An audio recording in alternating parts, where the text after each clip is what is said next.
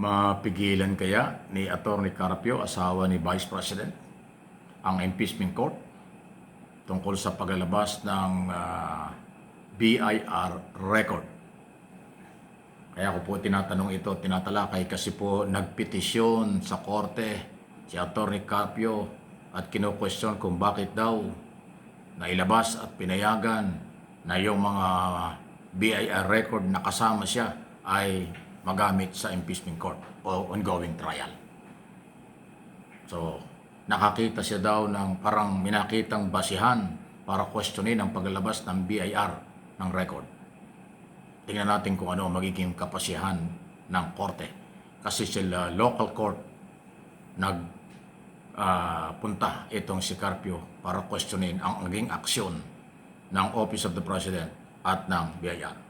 Kaya ako sinabing Office of the President dahil ang Presidente ang nag-authorize, nagbigay ng approval sa Commissioner ng BIR na ilabas ang BIR record ng mag-asawang Vice President at Atty. Carpio.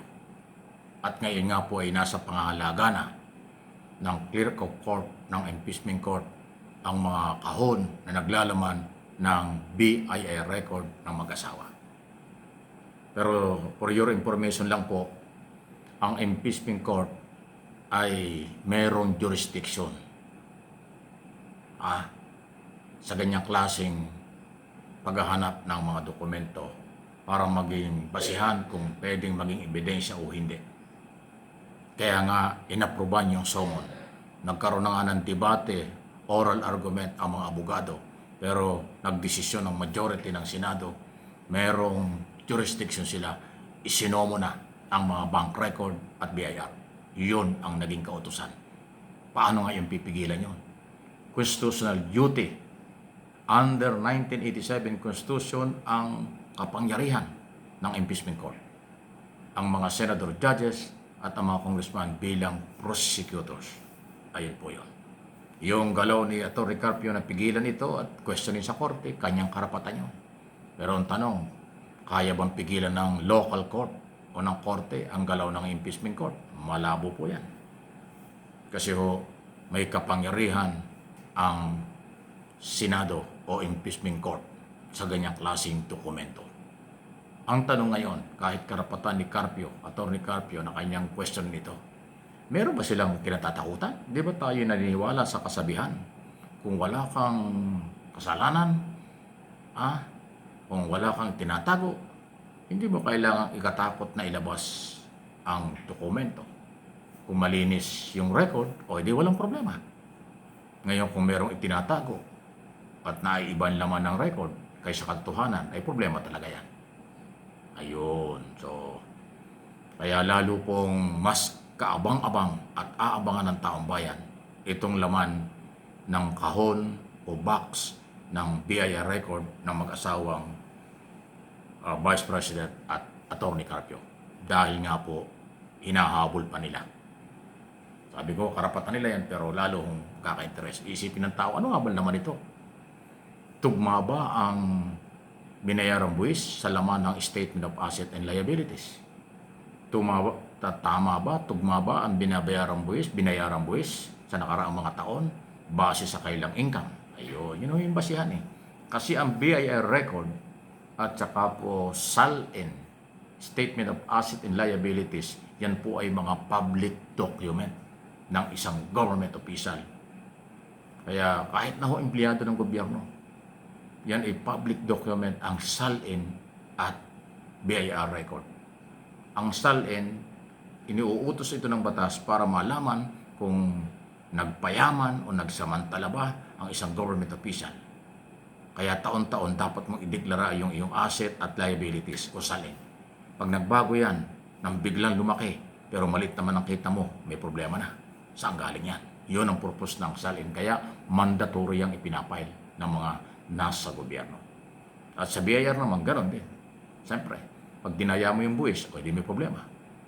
Ang pinag-uusapan dito ay yung mga bank transaction, mas matindi yun. Ilang bangko ang merong mga transaction di ang manoy billion-billion. Withdrawal deposit operation. yun ay lalabas. Hindi yun mapipigilan na kahit sino dahil hindi pwedeng magtago sa bank secrecy law. Eh kung malinis naman yan, ay di ilabas lahat. Alam problema. Di ba? Kung halimbawa ilabas lahat ng record na yan, hindi naman nakita ng mayroong problema, o di safe sila. Pero pag binakita na mayroong volume talaga ng pera na transaction, abay isang galing yun. Bawal sa gobyerno ang ma-involve sa ganyang malaking pera. Dahil ang nasa gobyerno, maliit ang sweldo, at ang pera na hawak ng nasa gobyerno ay limitado.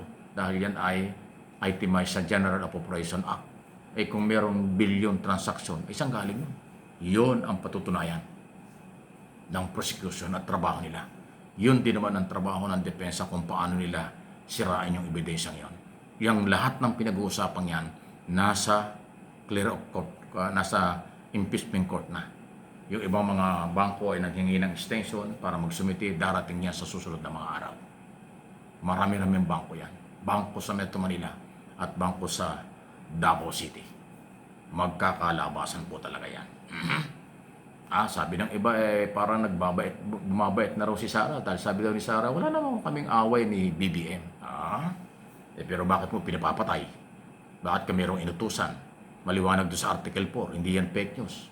Ulit-ulit yung video na mayroong kang inutusan. Tapos ngayon sasabihin mo, wala kayong away.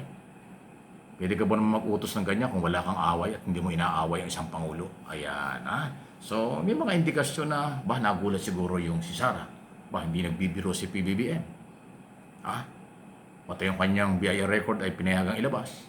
Tapos ang mga impeachment court ay tuloy-tuloy. Ang taong bayan ay nagmamasid. Ayan ho siguro nararamdaman. Ay wala tayong magagawa. Transparency, responsibility, and accountability sa isang government official. Pag hindi nyo naingatan yan at hindi nyo ginawa yan, pagdudahan kayo. Korupsyon at betrayal of public trust ang pinag-uusapan dito. Pera ng bayan, kapangyarihan pansamantalang ibinigay ng taong bayan, dapat pinapahalagahan, dapat pinapangalagaan. Yan po yun.